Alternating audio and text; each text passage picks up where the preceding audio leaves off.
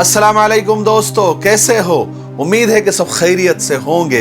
अल्लाह आप लोगों को ऐसे ही खुश रखे। चलिए आज के किस्से की तरफ बढ़ते हैं। आज का किस्सा हमको भेजा है नैयर साहब ने, जो कि लखनऊ से हैं।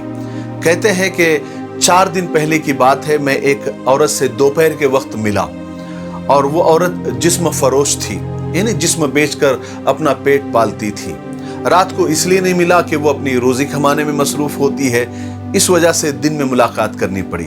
वैसे भी एक अच्छे इंसान को ये ज़ेब नहीं देता कि वो किसी के रोजी कमाने के वक्त उसको मुश्किल में डाले, उसको डिस्टर्ब करे। बहरहाल उस औरत ने बहुत इज्जत के साथ मुझे ड्राइंग रूम में बिठाया, क्योंकि मैं पहले से उसे जानता था। खातिर व मदारत की, चाय पानी की। उसके बाद मैंने हालचाल पूछने के बाद एक सवाल मैंने उससे किया कि बहन, आप इस बेलज्जत काम में, इस गुनाह के काम में कैसे फंस गई? तो एक लम्हे के लिए उसके चेहरे पे उदासी छा गई और फिर मुस्कुराकर बोली, इश्क हो गया था। मोहब्बत में अंधी होकर घर से भाग निकली थी। कुछ दिन महबूब ने 4 दीवारी में मेरी चादर उतार कर दिलो जान से मोहब्बत की। उसके बाद न सर ढांपने को चादर रही और न तन ढांकने के लिए 4 दीवारी रही। जब वापसी का सफर सोचा तो ख्याल आया कि भागने का फैसला तो मेरा ही था ना। अब घर गई तो जो माँ बाप की थोड़ी बहुत इज्जत बची थी वो भी लोग तार तार कर देंगे। रहने को एक ठिकाना मिला जहां मुझ जैसी लड़कियां रहती थी और बस फिर जिस्म ही रोजी रोटी का जरिया बन गया।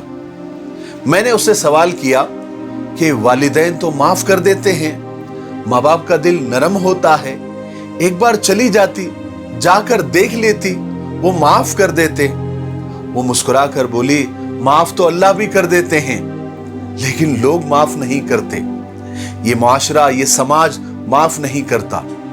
एक बार औरत का अगर मुंह काला हो जाए तो ये दुनिया वाले उसे फिर से इज्जत से जीने का मौका नहीं देते।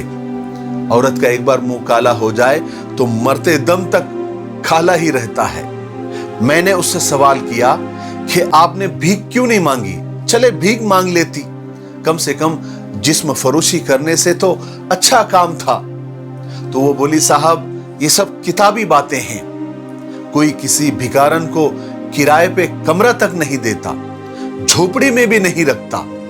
कम से कम इज्जत देकर इज्जत से रह तो लेती हूं। अपना घर है, अपना बिस्तर है, इस दुनिया में इसी की इज्जत है। जिसके पास पैसा है बस वही सब कुछ है। ये दुनिया दोगलों से और मुनाफिकों से भरी पड़ी है। लोग बातें तो अच्छी करते हैं लेकिन अंदर से शैतान होते हैं। अगर किसी शख्स से कहे कि तवाइफ से शादी करेगा तो वही उसकी बोलती बंद हो जाएगी। मैंने आखिर में उससे पूछा कि मोहब्बत क्या है?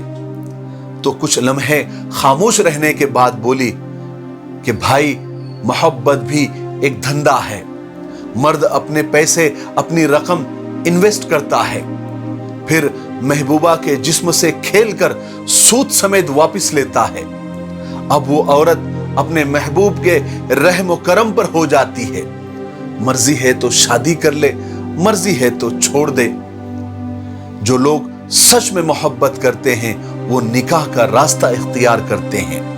मैं दुनिया के सारे मर्दों से हाथ जोड़कर कहना चाहती हूं कि प्लीज किसी की जिंदगी बर्बाद करने से पहले एक बार जरूर सोचें कि आपके घर में भी बहन बेटी है, क्योंकि ये दुनिया मुकाफाते अमल है, यहां सब घूम के आता है।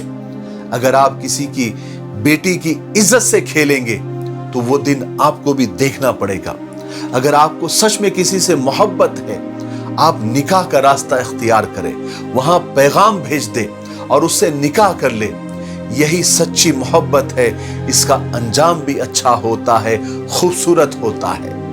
यह आजकल की मोहब्बत कि सारी रात फोन पर बातें, पहले तजस्सुस की इंतहा, फिर माँ बाप इग्नोर, फिर मुलाकातें, फिर लड़ाई, फिर झगड़ा किया, फिर ब्रेकअप, फिर मेकअप, पहले जीने मरने की कस्में खाना, फिर आखिर में एक दूसरे को बुरा कहकर, कैरेक्टर लेस कहकर, गालियां देकर रास्ते अलग कर लेना। अगर ये मोहब्बत है तो फिर अल्लाह से दुआ करो कि अल्लाह हमारी हिफाजत फरमाए। मुझे उम्मीद है कि इस छोटे से किस्से से हमको बहुत कुछ सीखने को मिला होगा।